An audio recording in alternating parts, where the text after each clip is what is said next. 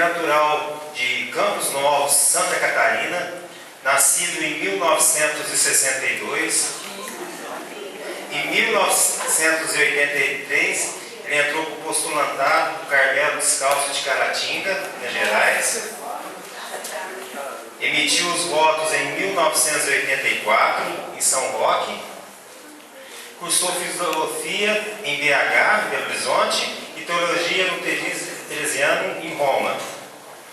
Ordenado sacerdote em 1991, desempenhou vários cargos de pároco, formador na teologia, noviciado, provincial da província de São José, delegado para o CDS por 6 anos e delegado agora geral para o CDS. Com a palavra. Obrigado. Muito bem, então agradeço em primeiro lugar o convite de estar aqui com vocês para esse 30º congresso. Claro que faz um ano quase, dia 25, que eu fui, de abril do ano passado, que eu fui para lá, do exterior, e agora quase nem um ano passou, estamos de volta. Isso é bom para a gente rever e para a gente continuar a caminhada, procurando também partilhar um pouco essa missão que foi confiada.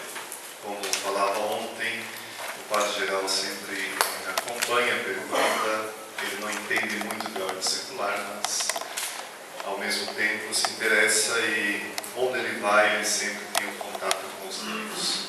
No mês de junho estará fazendo a visita pastoral na província do Sul e depois estará também no 1 ou 2 dias na jornada Carmelitana da Juventude no Rio de Janeiro, que será o dia 22 de julho, lá na Tijuca do Rio. O pessoal está acompanhando e preparando. Muito bem. Então, o tema que me foi colocado aí, para a gente trabalhar nesse congresso, a palestra está mais ou menos escrita aí, também na página... Bom, essa parte que tem aí, assim, na página 1 aqui, mas logo depois da mensagem que foi lida ontem à noite no começo.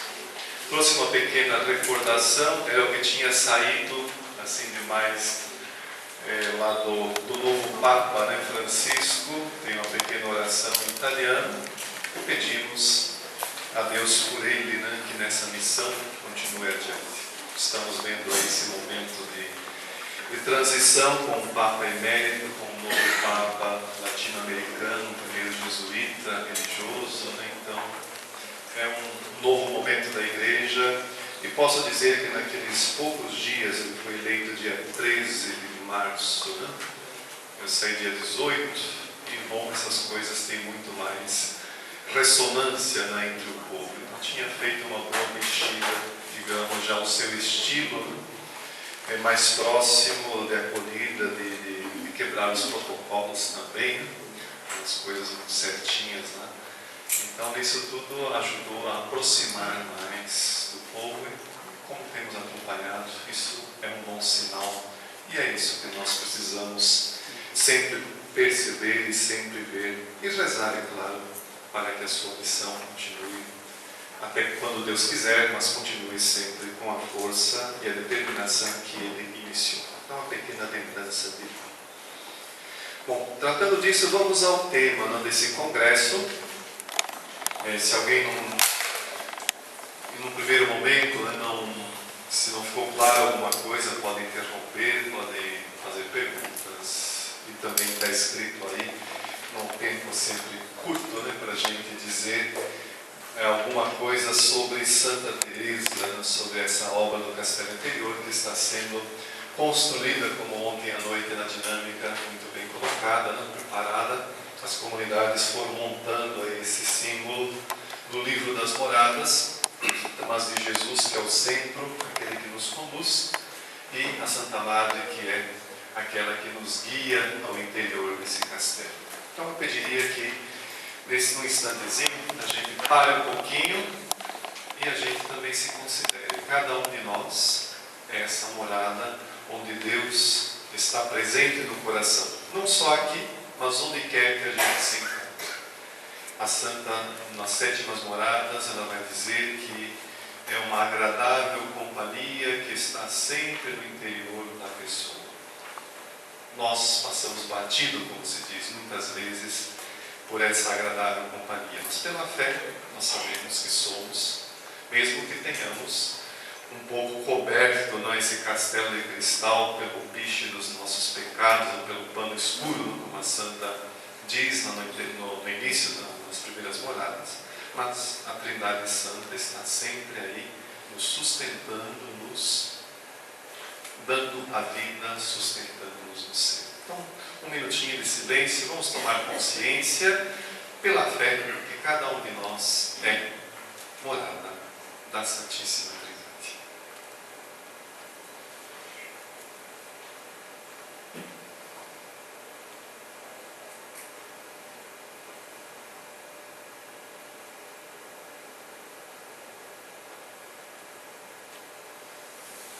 Glória ao Pai, ao Filho e ao Espírito Santo, como era no princípio, agora e sempre. Amém. Muito bem. Aí recordo no início, nessa introdução geral ao livro das moradas, que é a primeira vez que o congresso acontece fora de São Roque, 30º congresso, e que no marco que estamos nos preparando para os 500 anos do nascimento da Santa Madre, toda a ordem está sendo convidada pelo último capítulo de 2009 a se preparar relendo as obras da Santa. Começamos pelo livro da vida, Caminho de Perfeição, Fundações, Moradas, próximas cartas, poesias e assim por diante, os escritos menores, né? Mas tudo isso tem o objetivo de redescobrir e buscar que cada um de nós faça essa experiência de Deus. A Santa do livro da vida, ela diz que ela escreve para deixar as almas gulosas, engolosinar as almas de um bem tão grande que é a comunhão com Deus. E isso ela sempre faz nas suas obras. É impossível que a gente leia Santa Teresa e fique neutro. Ela convence, né? Uma pessoa que tem uma pessoa que tem, bem-vindo pessoal do tapetinho, né? Chegando, é uma pessoa que tem esse dom de comunicar a graça e aquilo que experimenta com o objetivo de também nos levar a fazer essa mesma experiência. E isso o capítulo geral nos recorda também, assim como estamos no ano da fé.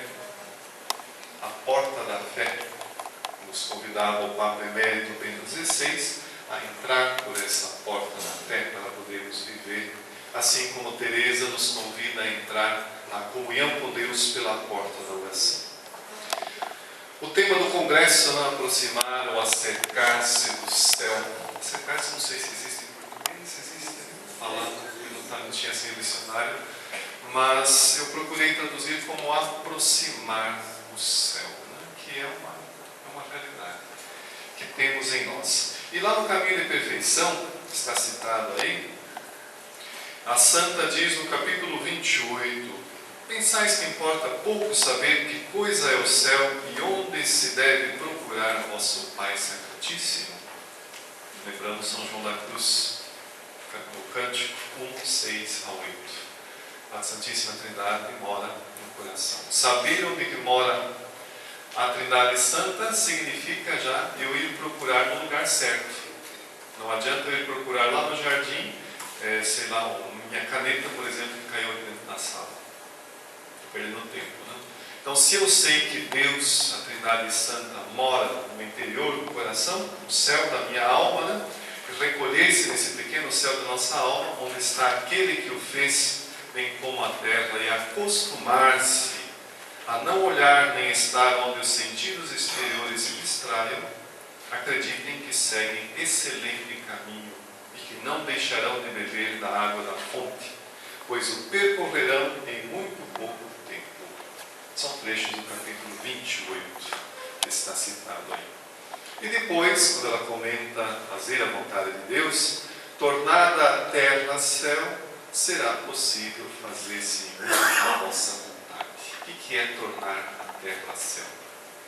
É a gente conformar a nossa vontade com a vontade de Deus.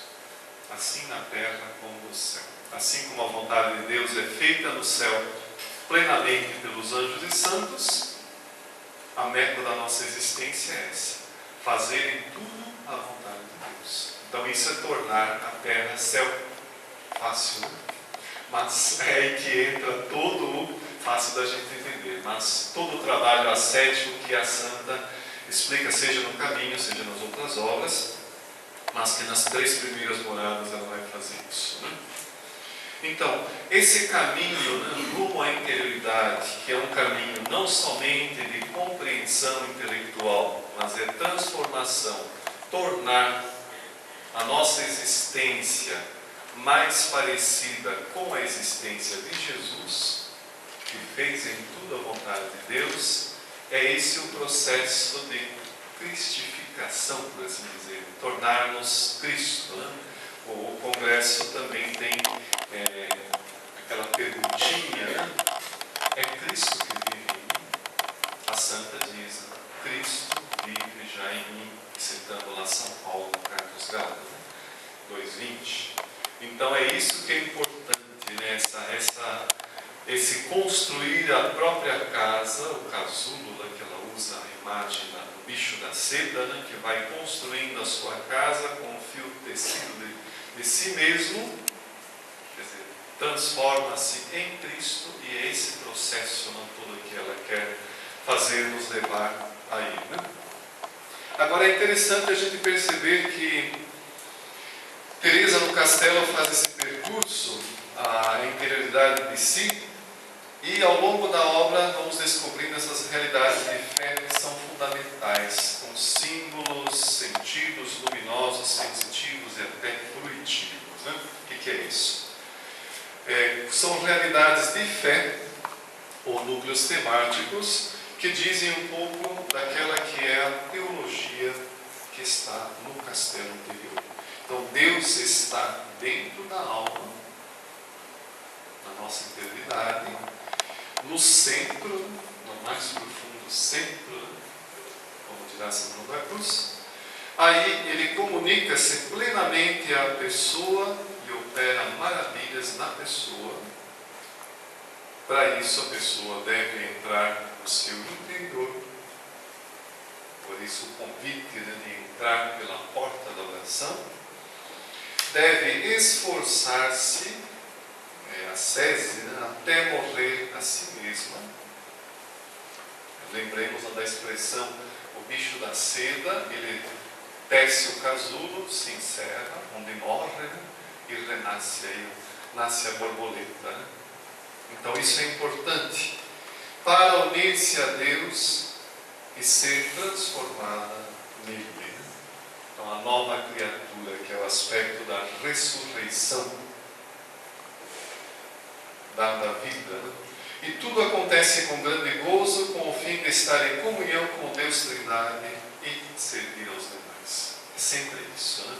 Não é um aspecto em que a pessoa fica imóvel, né? Recebe tantas graças para ficar tranquila, deitada e dormir, diz a santa. Aí ela rebate 3 vezes, não, não e não, né?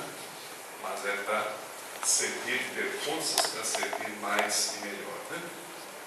Então, desses núcleos temáticos aí, das realidades de fé, eles vão evoluindo ao longo do livro das moradas. A presença de Deus no interior da alma manifesta-se de maneira progressiva e crescendo, das primeiras às 7ª moradas. Vai sempre aumentando. O contato com o centro aumenta o número de frequências à medida que se aproxima das moradas místicas, a partir das 4ª, 5ª, 6ª e 7ª. Né? Tudo isso vai aumentando. A comunicação de Deus à pessoa e sua atuação salvífica intensificam-se a partir das 4ª moradas, que são as moradas de transição. E nisso há uma coerência entre a doutrina teresiana sobre a oração mística como obra exclusiva de Deus, que a pessoa tem que ter uma atitude passiva diante das graças que recebe.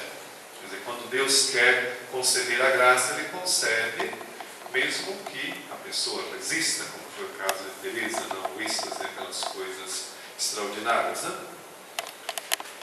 Porém, aí em consequência deve corresponder com o maior empenho em praticar a vontade de Deus. Não é simplesmente receber por receber e fica por isso mesmo. Se a pessoa não corresponde, aí quem não cresce diminui. Então Deus sempre concede as graças, mas é para o crescimento. Daí a grande responsabilidade das pessoas, nossa, né? Que recebemos tantas graças, aquelas que recebem graças especiais mais ainda. Sobre a necessidade de entrar no interior, ela vai decrescendo nas primeiras moradas às sétimas.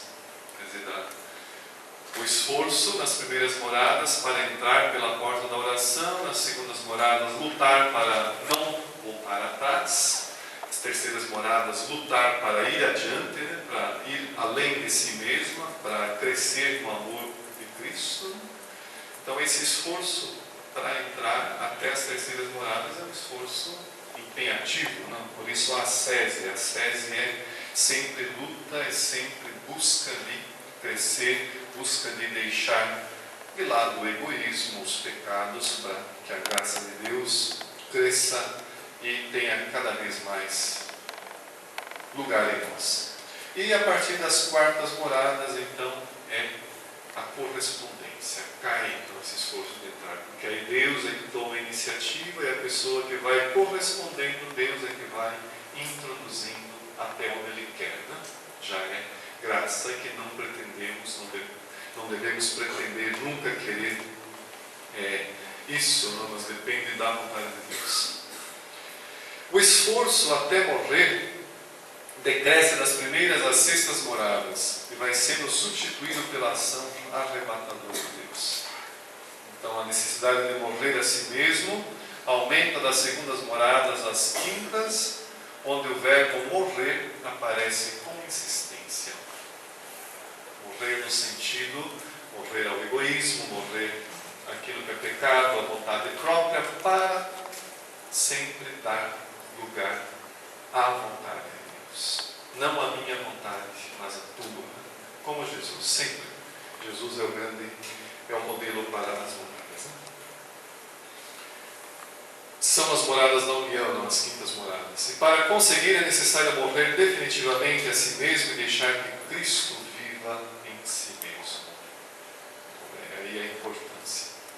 Depois, a união e a transformação da alma em Deus cresce muito à medida que a alma aproxima-se das sétimas moradas, quando acontece o matrimônio espiritual. E lembremos que a santa, segundo dizem, né, atingiu essa graça, ou recebeu essa graça no ano de 1572, 10 anos antes da morte, né? Segundo dizem, 18 de novembro daquele ano. Então, lembremos lá daquela situação, né? Ela está na encarnação, São João da Cruz é confessor, parte a hóstia, só dá a metade, né?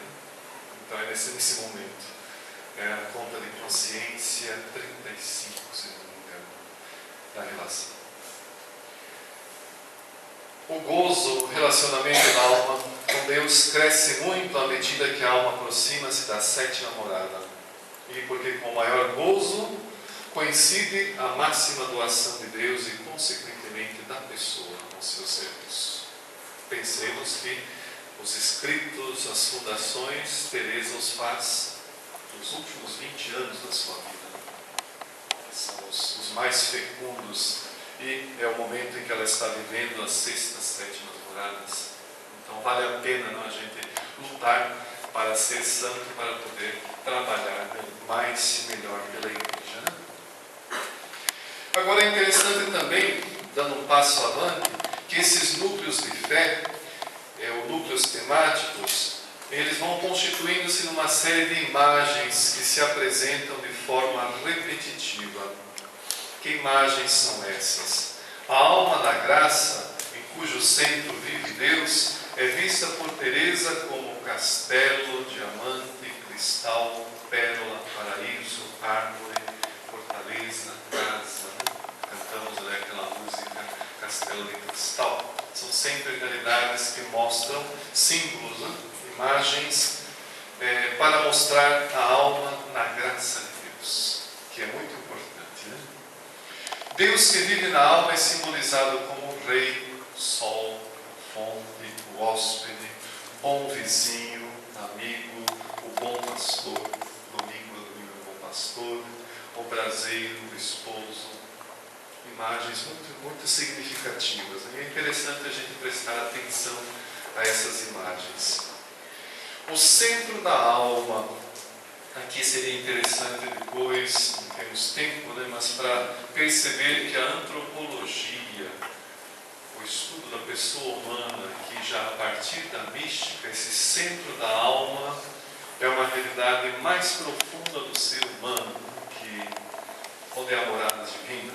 Então, para as Teresa, o centro da alma é identificado com a morada de Deus, e as imagens aí são utilizadas na morada principal, palácio, aposento real, a terra, a adega de vinho, casulo, casa, estância, céu, templo de Deus, castelo interior, todas imagens para mostrar essa realidade do centro da alma, do mais profundo da pessoa humana. E a partir das terceiras moradas, Teresa vai usar a expressão para designar o centro, que é o interior. Uma expressão que vai se reiterando, repetindo, reforçando nas moradas seguintes.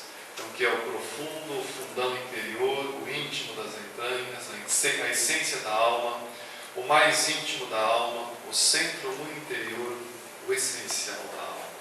São coisas que são difíceis de descrever, mas que a santa, seguindo, é claro, ela havia já lido Santo Agostinho, as Confissões, não tem muito da antropologia agostiniana, mas é muito importante para perceber essa realidade profunda da pessoa humana que cada um de nós tem, e que a santa chegou a esse profundo, e aí nos deixa escrito isso. Em relação à imagem da comunicação de Deus à pessoa e à graça divina, são simbolizadas pela água e pela luz, sendo essa especialmente o símbolo de Cristo luz, especialmente nas quartas moradas, as duas fontes, que ela vai utilizar para mostrar como acontece isso da sua forma. O processo morte e transformação que experimenta a alma antes de unir-se definitivamente com Deus é simbolizado pelo bicho da seda que transforma-se em borboleta. Uma imagem bonita também, que vai manifestando como há esta transformação.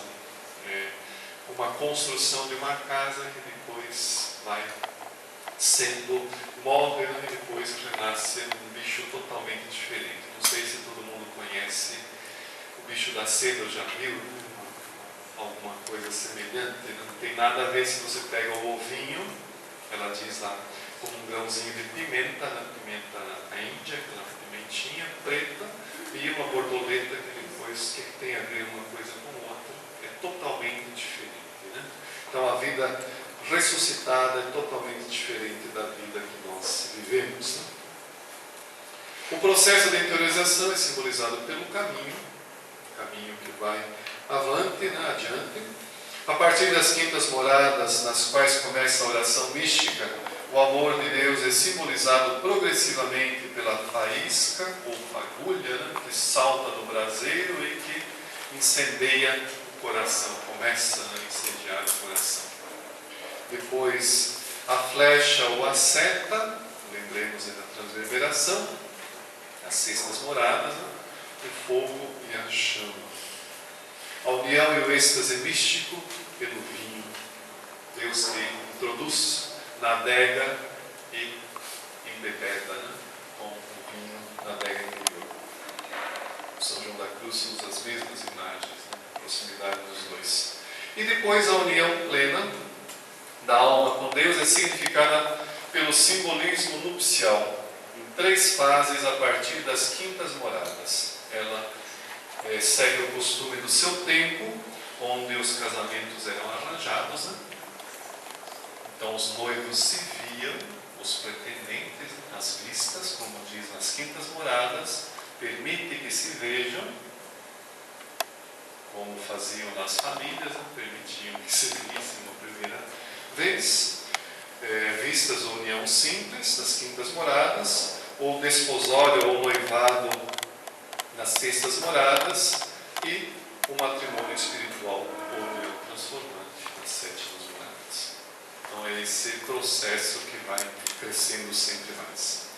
E como bem escreveu Bento XVI, não claro referindo-se a Santa Teresa, mas ao cristianismo em geral, na Porta Fidei número 1, diz que esse limiar da porta da fé, ele é possível cruzar quando a palavra de Deus é anunciada e o coração se deixa plasmar pela graça que transforma. Atravessar esta porta implica embrenhar-se num caminho que dura a vida inteira. Este caminho tem início no batismo, pelo qual podemos dirigir-nos a Deus com o nome de Pai, e está concluído com a passagem através da morte para a vida eterna, fruto da ressurreição do Senhor Jesus, que com o dom do Espírito Santo quis fazer participantes da sua própria glória quantos creem nele. Na Porta Fidei número 1. Então, tudo isso para nos lembrar da importância desse processo de vida eterna que recebemos. É a doutrina da Igreja, mas que Santa Teresa e o carisma teresiano, o carmelitano teresiano, nós vamos olhando. Então, tudo isso para nos ajudar a entrar nesse símbolo e nesta obra importante da Santa das Moradas, né? E a partir de agora, na página 3, sobre os aspectos gerais do livro, vamos em 2 momentos, o contexto histórico e pessoal de Teresa, e no segundo momento procuro dar uma olhadinha em algumas virtudes que são importantes e que são fundamentais aí no castelo interior. A comparação que ocorre, né, como as barras de ferro dentro das colunas e das vigas de um edifício, né, que estão aí nos edifícios, essas barras de ferro interligadas, né, que dão sustento, a gente não vê, mas que sustentam toda uma obra, né? Assim também o castelo tem essas barras, essa realidade, né? E depois, alguns aspectos importantes do livro das moradas para nós hoje, uma busca de olhar que ao longo do congresso, morada após morada, vamos percebendo, né? Todos nós, os que já sabemos mais ou menos alguma coisa do tempo e momento da história pessoal de Teresa. Ela mesma nos diz quando começa e quando termina o livro das moradas. Começa a cumpri-la, a obediência que recebeu, dia da Santíssima Trindade, ano 1577, que caiu naquele ano, a 2 de junho. E depois, no finalzinho, escreve: acabou-se de escrever isso, ano 1577, véspera de Santo André, 29 de novembro. Então é um período, digamos, curto, onde ela escreve a sua obra mais importante. Do ponto de vista da história pessoal de Teresa, ela acabava de sair de um processo com a Inquisição de Sevilha, onde tinham sido acusadas as monjas, né, por uma ex-noviça que tinha entrado e aí saiu e denuncia, quer dizer, teve que sair, né, porque não foi aceita, tinha suas vontades próprias, aquela coisa toda, não tinha a vocação necessária, e aí ela denuncia, né? E aí Teresa tem que defrontar-se com isso, e as monjas também. Teresa está no Carmelo de Toledo, onde praticamente encontra-se encarcerada, deixa de fundar os conventos por causa da perseguição que a reforma descalça está sofrendo.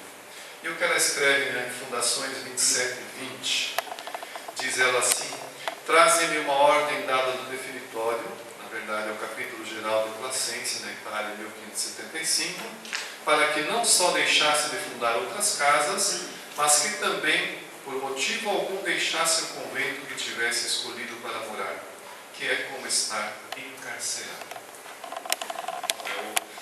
É o momento que ela está vivendo aí um pouquinho antes. Ela é a comunidade de Sevilha, sofre de calúnias e difamações. Ela escreve aí na carta ao Frei Mariano, de 22 de fevereiro de 1577.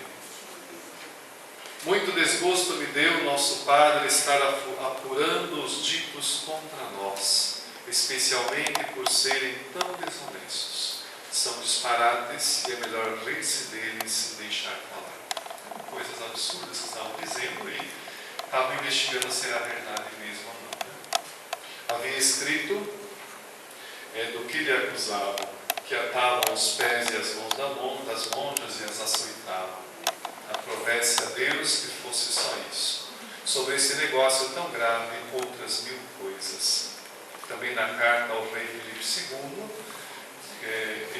ela escreve, dizendo que procuram difamar esses mosteiros que dizem coisas monstruosas, testemunhos tão infames. Então, tudo isso está circulando, Teresa vive essa realidade, claro, em primeira pessoa, porque havia morrido o núncio Nicolau Ormaneto, a 12 de junho de 1577, e já em agosto chegava outro Felipe Sega, que diz a santa, morreu um núncio santo que favorecia muito a virtude e por isso estimos descalços.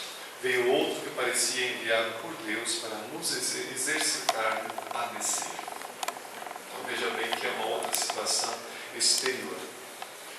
E em setembro de 1576 escreve a Maria de São José, a priora de Sevilha: Deus nos libertou do tostado. Sem dúvidas, com a vinda do novo núncio, o tostado apresenta-se constantemente como uma ameaça para Teresa e sua obra, e que vinha contra os descalços e contra mim. Então vai ser ele que ordena a prisão de São João da Cruz, confessor da encarnação de Ávila. Por ordem dele também procede-se a eleição para a priora do Mosteiro da Encarnação, com o único intuito de que não dessem o voto a mim, escreve Teresa na carta a Maria de São José. É uma eleição amarrotada, como dizem, porque a cada voto que Teresa recebia, o provincial que assistia à eleição socava, jogava fogo em repúdio, porque as monjas foram proibidas de votar em Teresa, mas mesmo assim votaram. Então cada voto um ato de liberdade, E assim ele estava aí. Então, tudo isso ela se refere, falando dos negócios revirados, projeta um olhar de fé, dizendo que o Senhor queria colocar-nos em aperto para fazer dar tudo certo. Então, as contradições que são também sinal de provação. Pulando, vamos adiante, porque o tempo vai. Agora, no contexto pessoal de Teresa, quando ela recebe a ordem de escrever, está com a saúde debilitada, queixa-se de dores de cabeça, ter a cabeça já há 3 meses com um zumbido e uma fraqueza tão grandes que mesmo nos negócios indispensáveis escrevo a custo. Tinha medo de ficar inabilitada para tudo, ruim da cabeça, o zumbido tornou-se muito penoso, cansaço, Porque com essa confusão toda, Teresa deixou de ficar horas à noite escrevendo cartas aqui e lá, as coisas e procurando não deixar que a reforma sucumbisse por esses negócios revirados pelas difamações, etc. E tudo isso também explica a secura da inspiração e a dificuldade que sofre ao escrever. Não atinava com o que dizer, nem sabia como começar a cumprir a obediência. Agora, do ponto de vista espiritual, ela vive o período de maturidade humana, de experiência e de doutrina. Recebe a ordem de escrever no fim de maio de 77 estava com 62 anos de idade, pouco mais de 40 de vida religiosa, havia escrito o livro da vida 14 anos antes, havia fundado vários mosteiros, 7, se não me engano, a redação dos livros, um período de grandes experiências místicas, desde 72 encontros no estado de matrimônio espiritual, que vai narrar pela primeira vez nas 7 moradas. E aí dá alguns testemunhos da sua opinião também sobre a obra das moradas, que é muito mais importante, mais rica que o livro da vida, né? O mistério trinitário é o centro de suas experiências, como mostram as contas de consciência que desde 1571 narram a abundante experiência mística, que é a base do livro das moradas. A ordem vem de Gracian, não vamos ler isso aí, está? Depois podem ler. E é Gracian que ordena em Toledo que ela escreva. A conversa com ele acontece no final de maio, no dia 2 de junho, Teresa já coloca a mãos à obra, né? Rapidinho, ela presta-se a essa obediência. A comparação da alma castelo é o que ela vai então desenvolvendo. Por isso apresenta nas primeiras linhas a comparação que veio à mente de considerar nossa alma como um castelo. E dentre as várias opiniões, a origem desse símbolo, o Frei Tomás Álvares ele sintetiza assim: cremos poder assegurar com absoluta certeza que verdadeiramente o livro das moradas é fruto e termo da reflexão pessoal teresiana e da inspiração mística. As duas coisas juntas, né? Teresa que se esforça, como quando a gente não temos que falar de determinado assunto, a gente vai procurando ideias, vai se tentando resolver, ou temos um problema a resolver, a gente vai fazendo algo, e Teresa faz isso. Depois, Teresa jamais nos oferece a explicação detalhada desse símbolo, moradas. Ele está presente em todas as páginas, mas meio assim, nas escondidas, na penumbra. Às vezes vem à tona, some, vai e volta, né? E da comparação sugere sempre luminosidade, amplidão, folga, extrema sobriedade, interioridade, que devemos considerar a comparação como um castelo em forma esférica, né? Não um castelo com altos e baixos, mas no centro, né? O castelo com o centro. Então, uma concepção esférica que tem a sua importância doutrinal. A oração será vista como um movimento de interiorização. O ser humano pode viver na superfície, fora do castelo, né? Ou nas profundezas de si, onde encontra a verdade e a Trindade. Então, tudo isso para nos situar um pouco na periferia do livro, né? Por isso, os elementos da comparação de Teresa, que ela dá escassa importância, são aí os equivalentes que nos ajudam a entender o livro no total. Os elementos essenciais: o castelo, a pessoa humana, o homem; a cerca do castelo, o nosso corpo; a porta, a oração; os moradores do castelo, Deus e a pessoa humana; as moradas, diferentes modos do homem viver o seu relacionamento com Deus. Não é entender, não é simplesmente coisa racional, mas é a comunhão, ou a proximidade ou distância com Deus.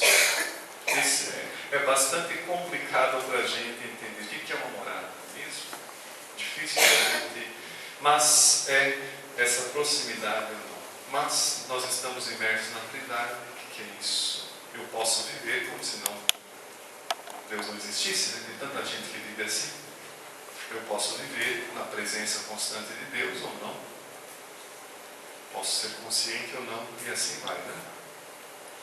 Depois temos os elementos acidentais, são os guardas, alcaides, mordomos, mestres-salas, as potências da alma, inteligência, vontade e memória, que vão estar presentes.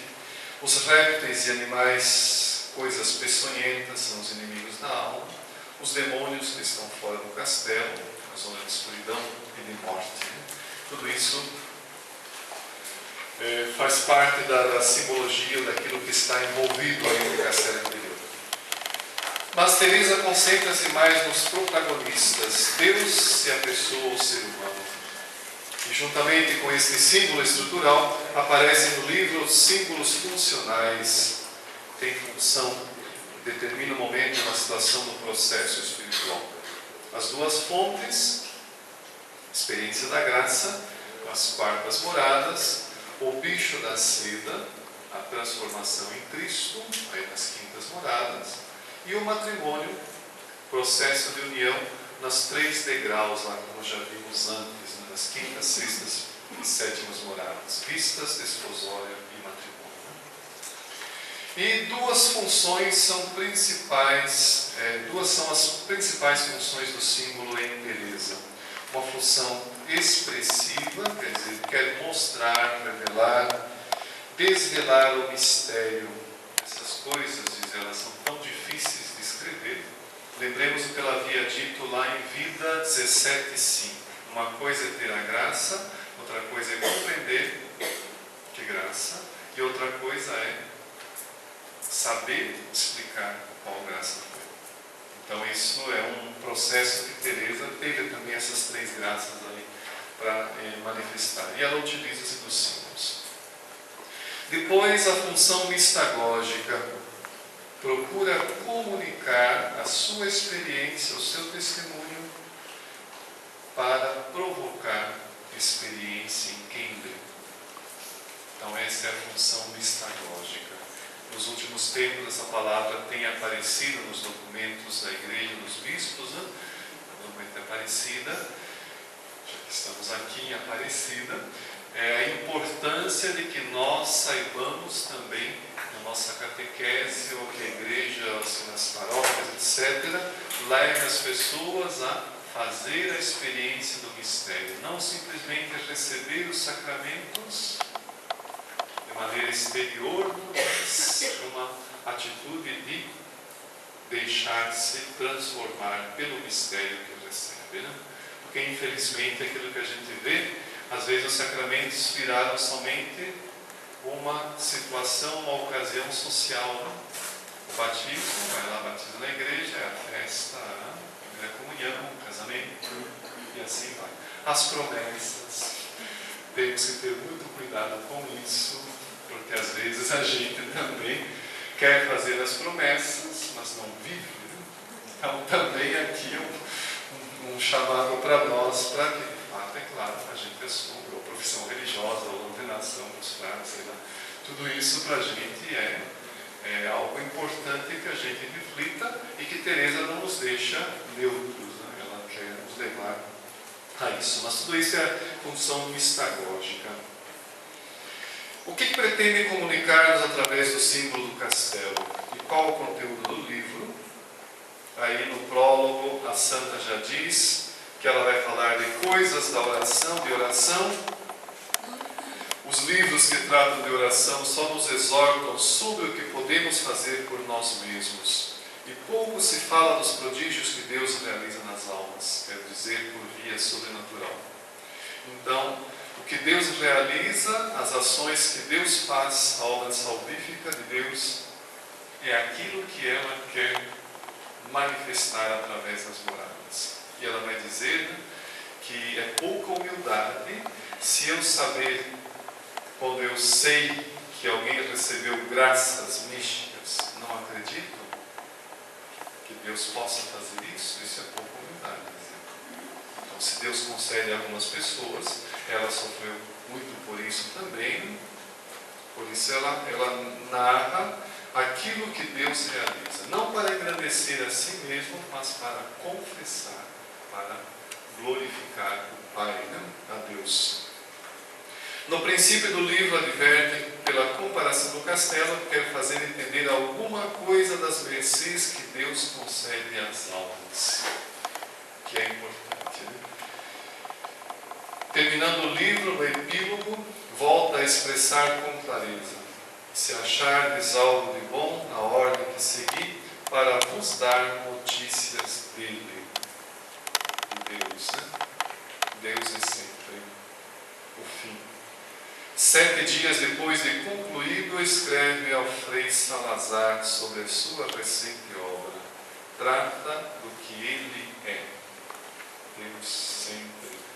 E é claro, nas moradas assistimos a um progressivo desvelamento linear do Deus que Teresa percebeu em sua vida, que foi se mostrando, foi se dando a conhecer a Teresa, para dentro da possibilidade humana. E a partir então da luz de Deus, vê a pessoa humana, ordena o comportamento, apresenta a vida espiritual como um matiz fortemente dinâmica, o relacionamento interpessoal em Cristo. Então, em Cristo, a pessoa humana vai se revelando, e à medida que avança no processo espiritual, Cristo é a revelação de Deus, do ser humano, o lugar de encontro. Então, é o ser finito, de Edith Steiner, o ser eterno de Deus que se encontram na pessoa humana. O divino e o humano junto, como ela diz de Jesus, tudo na mesma pessoa. E para a compreensão do processo espiritual, Teresa usa poucos elementos, o conceito de morada, como diferentes estados da realização da amizade divino-humana. Pode estar longe de Deus, fora do castelo, ou pode já entrar no castelo, nas primeiras moradas, ir lutando até as terceiras, não é a ação da pessoa, a obra ascética. Depois, da quarta em diante, é a ação de Deus. Então, esse conceito de moradas, né, a realização da amizade divina humana, no processo espiritual, os elementos que aparecem, né, as realidades, são as seguintes: Deus comunica-se na interioridade da pessoa, é um dom, é uma graça, esse é o elemento místico. Deus é presença viva, atuante em todo o processo da vida espiritual, das primeiras às últimas moradas. O homem, a pessoa humana, ou a alma, é o lugar, o protagonista da aventura espiritual. A ação e o esforço ascético de busca é a resposta à ação de Deus. O elemento ascético crescerá na medida em que crescer a ação de Deus na experiência da alma. Então, desse modo, não será maior nas moradas místicas que nas ascéticas. Quanto mais próxima a Deus, mais a pessoa deve cuidar para que não se afaste de Deus e não perca a sua graça. A oração união é o relacionamento, ponto de comunhão entre Deus e a alma. O termo é a união transformante em Deus. E a graça recebida responsavelmente pela alma opera nela uma transformação espiritual. Positivamente, situando o seu relacionamento com Deus em diferentes planos de profundidade. Então, Deus atua na alma, ela acolhe e responde de um nível de interioridade cada vez maior. Então, por isso, a sensibilidade, né? Se a pessoa que está longe de Deus, às vezes comete pecados graves, para uma pessoa que está mais próxima, uma simples, digamos, irritação interior, por exemplo, contra a pessoa, se torna algo difícil para a pessoa suportar, porque aquilo já vai contra aquele amor que ela sabe que Deus tem pela pessoa e que eu sou chamado a ter também. Né? Coisa, às vezes, que não exterioriza, mas que interiormente tem o seu sentido. É bem diferente, né? A sensibilidade aí da vida espiritual. de acordo com esse relacionamento que a pessoa vive, né? Uma interioridade cada vez maior. Por isso, negativamente, né, a pessoa vai renunciando àquela superficialidade do seu ser e de sua vida até ficar instalada no centro de si mesma e vivendo tudo à luz, a maneira de ser diante de Deus. Tudo isso, graça recebida, resposta dada, permanece encerrado na palavra no conceito oração, que significa o modo concreto de comunicar-se de Deus. Por isso, em cada morada vai sempre aparecer a ação de Deus, que é o elemento místico, Deus que vem ao encontro, a resposta do homem, o elemento ascético, sabe disso, né? E a oração, que é a combinação de ambos os elementos, dos elementos místico e o ascético. Por isso, a oração produz efeitos morais, principalmente. Moral diz a respeito ao agir cada vez mais conforme aos mandamentos, aos ensinamentos de Jesus, mas também efeitos psicológicos que levam a um comportamento novo da alma. Aí ela dá os conselhos, né, de como a pessoa deve agir naquela morada, naquela circunstância. Então, tudo isso é importante que a gente tenha presente. Depois, como a estrutura interna do livro é bastante simples, os 3 blocos. Estamos quase no final do nosso tempo.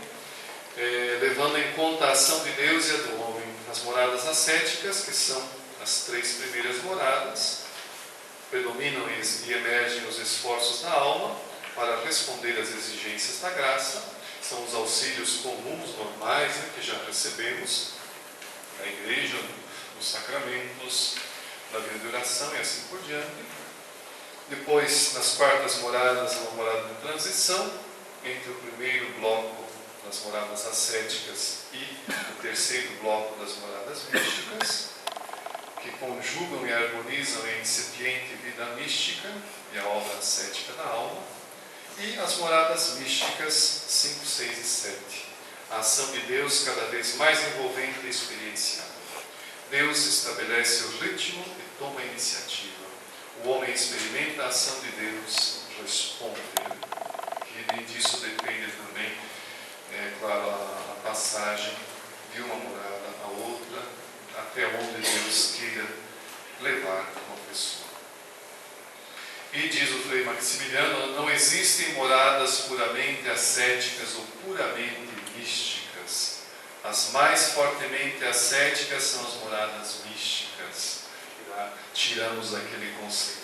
Fiz tudo até aqui, não tenho mais nada para fazer, até as terceiras. Não. É aí que começa o mais exigente, né? Então, a ascética de melhor qualidade da pessoa mais do que coisas, né? A qualidade. Né? Porque mesmo nas 7ª moradas, a pessoa cai em pecados, né? Inadvertidamente. Por isso a humildade é tão importante para a santa, né? E para a vida espiritual. E nas moradas místicas é particularmente necessário distinguir entre a fenomenologia mística, as diferentes graças místicas que Teresa descreve, o êxtase, o rapto, as vozes, as falas de Deus que ela descreve nas 6ª moradas, sobretudo. Isso são os fenômenos místicos, né, que acontecem, que aconteceram na Teresa. E o conteúdo da mística. Então, o conteúdo é o que Teresa visa descrever, contar a história dos fatos místicos pelos quais Deus mostrou-se presente em sua vida. Eles não são importantes em si mesmos. É tanto que ela diz, nunca pedi essas graças. Né? A união com Deus não é isso, mas a união com Deus é a união da vontade com Ele. Então esse é o caminho. Né? Essa outra parte aí, apenas cito, né, algumas virtudes essenciais do castelo interior de Teresa. Citamos 7ª moradas 4 e 8.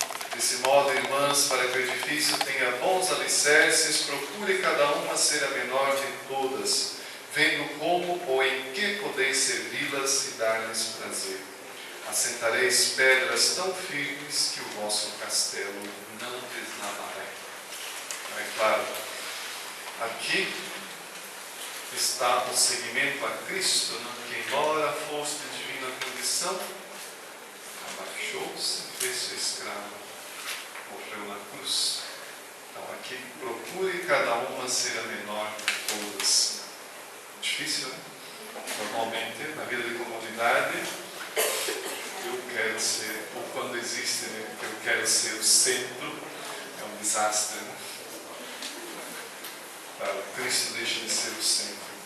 Então aqui, claro, tudo aquilo que Teresa nos chama a atenção é para vir construirmos o castelo. Apenas 3 virtudes, vamos ver aqui separado, mas são interligadas entre si, né? Como estrutura da construção das barras de ferro. No caminho à perfeição, ela havia dito lá, ela não fala no castelo de virtudes assim separadas, base para a oração, como fala lá no caminho à perfeição. Humildade, amor ao próximo, e desapego. Mas a gente pegou um pouquinho assim, olhando quais eram as mais importantes, mas no fundo acaba sendo a mesma coisa. E todas as 3 estão aqui interligadas, né? Então por isso que a humildade, diz ela nas primeiras moradas, enquanto estamos nesta terra, não há coisa que mais nos importe do que a humildade. Então, enquanto estamos nessa terra, até que nós não tivermos no caixão, apontar sempre para a humildade, né? E por que é tão importante a humildade? Nas sextas moradas tem aquela expressão famosa, né? Humildade é andar na verdade. Então, isso é importante, porque Deus é a suma verdade. E isso vem da graça mística, né? E vamos aprendendo a humildade a partir daquela graça que Deus nos tem. Então, citando apenas aí as características da humildade no castelo, o modelo de humildade é Deus e Cristo, os santos, as boas obras que uma pessoa faz, que alguém faz, vem de Deus. Deus é a fonte da bondade de tudo, né? Então diz ela nas primeiras moradas 2:5, dizia aquela pessoa, ela mesma, que extraíra 2 coisas proveitosas da graça que Deus lhe concedera. Em primeiro lugar, um imenso temor de ofendê-lo, e em segundo lugar, um espírito para a humildade, no qual via que as eventuais coisas boas que façamos não procedem de nós mesmos, mas da fonte onde está plantada a árvore da nossa alma, bem como do sol que dá calor às nossas obras. Isso é importante, né? Quer dizer, ver o bem que os outros fazem, para a pessoa que na sua liberdade coloca em ação. Mas a fonte do bem é Deus. Isso nos ajuda muito a ver pessoas que fora da igreja, às vezes ateus, sem religião, mas fazem o bem. Então é Deus que age através das pessoas. Isso é importante. Depois, a humildade está unida ao conhecimento próprio, tem as citações aí, é importante, né? O conhecimento próprio. A humildade também alegra-se pelas graças que Deus concede aos outros, é a virtude que faz avançar na vida espiritual, não se inquieta diante dos períodos de aridez na oração, tem as citações aí, depois procure ver. É um critério de discernimento no progredir na vida espiritual, para seguir o melhor, diz ela. Eu tenho os textos aqui todos, né? Por isso é importante que aquilo que ela diz no epílogo 2, é verdade que não podereis entrar em todas as moradas confiando apenas nas vossas forças, mesmo que vos pareça tê-las grandes. Nelas só sois introduzidas pelo próprio Senhor do castelo. Por isso, se virdes qualquer resistência de sua parte, da parte de Deus, segui meu conselho. Não façais nenhuma força. Caso contrário, vós o desgostareis de tal modo que ele nunca vos deixará entrar nelas. Ele aprecia muito a humildade. Se não vos considerardes merecedoras sequer de entrar nas terceiras moradas, mais depressa movereis a sua vontade para levar-vos às quintas. Então, continuando a frequentar estas últimas, podeis servir de tal maneira que ele nos introduza na própria morada que tem para si. Então, isso sobre a humildade.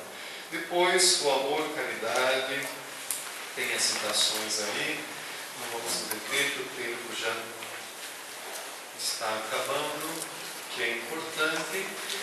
Sempre a fonte do amor está em Deus, em Cristo, nas várias citações. O amor a Deus e o amor ao próximo estão unidos, mas o mais importante é o amor ao próximo, pois é possível ser verificado nas obras, e é o que nós podemos ter mais certeza. O amor também deve crescer. A oração é um fato de amor, as quartas moradas, ou 6, a oração é amar muito, e o benefício não é o pensar, mas amar muito, em termos de oração. O amor deve ser purificado, as purificações do amor, várias citações também, deixamos de lado. O discernimento do amor deve ser vivido, feito também, tem as várias citações. Por isso é importante, aquilo que, sintetizando um pouquinho, Teresa de Jesus capta perfeitamente o preceito do amor a Deus e amor ao próximo, promulgado pelo Senhor. E dirá ela, mas a verdadeira perfeição é o amor a Deus e ao próximo. Quanto mais fielmente guardarmos esses dois mandamentos, tanto mais perfeitas seremos. E assim vai. Então, seguindo com perfeição, fazemos sua vontade, unindo-nos assim a Ele, que é o que une a Deus, é o amor ao próximo. Depois, obras e serviços é a consequência, é a necessidade de que a oração transforme-se em ações concretas de amor e boas obras para com o próximo, atendendo às suas necessidades. Agora, a condição é que devem brotar da raiz que é Deus. Quintas Moradas 3:9. Então, é sempre um amor que parte daquele amor que já temos no coração. A configuração a Cristo. Por isso, as obras feitas em estado de pecado não levam ao crescimento, não ajudam, não adiantam a alma, não produzem frutos. Dirá ela aí em Moradas 2:1. Fé e obras em gratuidade, que é corresponder à vontade de Deus. Várias citações também. Depois, as palavras de Deus são eficazes, cumprem o que dizem, quer dizer, é aquilo que Deus fala, mas no discernimento, as palavras do Senhor atuam em nós como se fossem obras. Deus age, a sua palavra é sempre uma palavra que produz, que age. E a perfeição espiritual leva a servir e a trabalhar por amor. Então, nas sétimas moradas 4:6, porque se ela está muito com ele, como deve ser, pouco deve se lembrar de si. Toda a sua lembrança se concentra em contemplá-lo mais, bem como em mostrar o amor que tem por ele. Pois isso é oração, filhas minhas. Para isto serve esse matrimônio espiritual, para fazer nascer obras, sempre obras. Quer dizer, é uma oração que leva à ação. E, como conclusão, assim, deixando alguns pontos que é importante, o livro das moradas é testemunho da dignidade da pessoa humana, imagem e semelhança de Deus, templo vivo da Santíssima Trindade. É o testemunho do aspecto relacional da pessoa, chamada a comunhão e amizade com Cristo, divino e humano junto, e por ele com o Deus Trindade, através do dinamismo da oração. Moradas é um testemunho da graça do batismo levada à plenitude.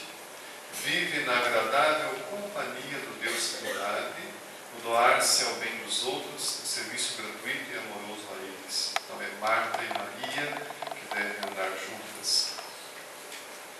A humildade, a verdade, o amor a Deus depois e ao próximo as obras e serviços, são como que colunas vertebrais aí do castelo, que harmonizam e tornam fecunda a vida cristã de quem as vive intensamente. E a obra O Castelo é um convite a encontrar a paz na própria casa, na comunhão com o Deus Trindade no interior de si, sempre presente. Assim, não caímos na distração estéril e na busca do supérfluo impostos pela sociedade consumista, inclusive no âmbito eclesial e religioso. Muito presente. Hoje isso é uma fonte de turismo muito grande, né? Turismo religioso. Vocês conhecem mais do que a gente. E é claro, se eu caio aqui na rua atrás dessas coisas, Teresa nos convida, olha, se nós não temos paz na nossa própria casa, não vamos encontrar na casa dos outros, né, na segunda morada. Então, é um convite para que a gente encontre e entre em comunhão com o Deus Trindade. Por isso serve de conclusão essas palavras da Santa nas Sétimas Moradas 4:15. Em suma, irmãs minhas, concluo dizendo que não edifiquemos torres sem alicerces sólidos, porque o Senhor não olha tanto a grandeza das obras, quanto o amor com que são realizados. E desde que façamos o que pudermos, Sua Majestade nos dará forças para fazê-lo cada dia mais e melhor. Isso é importante. Às vezes a gente cai naquela angústia, tem tanta coisa para fazer, né? O mundo está tão ruim que a gente desanima até de começar a pegar uma folha caída no chão. Né? Mas aqui a Santa é muito realista. Né? O Senhor não olha tanto a grandeza das obras. Eu creio que Santa Teresinha foi quem viveu bem isso nas pequenas coisas. Agora, com o amor com que são realizados. Então, se fazemos o que pudermos, beleza. Façamos o possível. Isso é interessante porque Bento XVI, na encíclica Spe Salvo, Salvos pela Esperança, também diz isso. A gente olha a situação e tende a desencorajar-se. Né? Agora, não, a esperança cristã não. Ela impulsiona a fazer aquilo que é possível. O impossível deixemos a Deus. A Deus tudo é possível. Mas para nós, se nós fazemos o pouquinho que podemos, mesmo que seja ali uma visita a um membro que está meio da comunidade ou alguém que está necessitado, isso, beleza. Então, desde que façamos o que pudermos, Sua Majestade nos dará forças para fazê-lo cada dia mais e melhor. Não nos cansemos logo. No pouco que dura esta vida, que talvez seja ainda menos do que pensamos, ofereçamos interior e exteriormente ao Senhor o sacrifício que pudermos. Sua Majestade unirá ao sacrifício que ofereceu ao Pai na cruz por todos nós. Assim, conferirá a Ele o valor merecido pelo nosso amor, embora sejam pequenas as obras. Tem algumas perguntas para reflexão, não sei se vai ter tempo de grupo ou não, mas depois podemos olhar. E uma atualização aí de acordo com o documento de Aparecida, para tentarmos depois refletir em uma autêntica proposta de encontro com Jesus Cristo deve estabelecer-se sobre o sólido fundamento da Trindade, amor. Experiência de um Deus unitrino, que é unidade e comunhão inseparável, permite-nos superar o egoísmo para nos encontrarmos plenamente no serviço para com o outro. A experiência batismal é o ponto de início de toda a espiritualidade cristã que se funda na Trindade.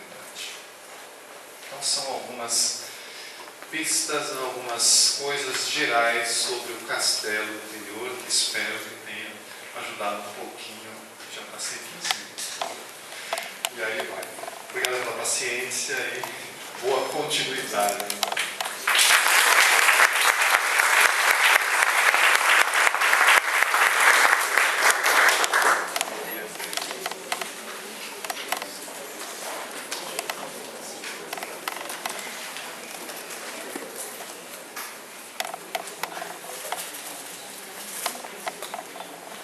Gostaria, em nome do Congresso, da Comissão do Congresso e todos da OCDS, de agradecer ao senhor pela disponibilidade e carinho para conosco.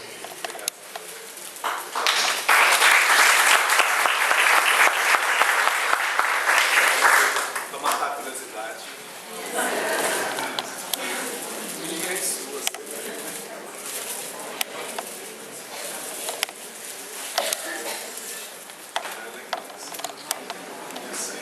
Foi as monjas de Tremembé que fizeram.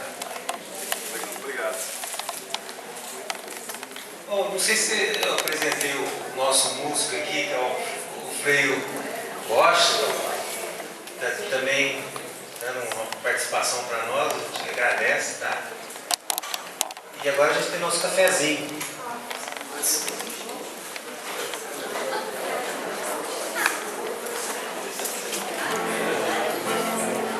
Caminho estrada sem fim, pra ver o amado eu vim. Correr arrisco a vida, passo a subida, ao escondida em Deus, meu sim. Eu arreto no caminho, vou vivendo a lugar, para a fonte chegar.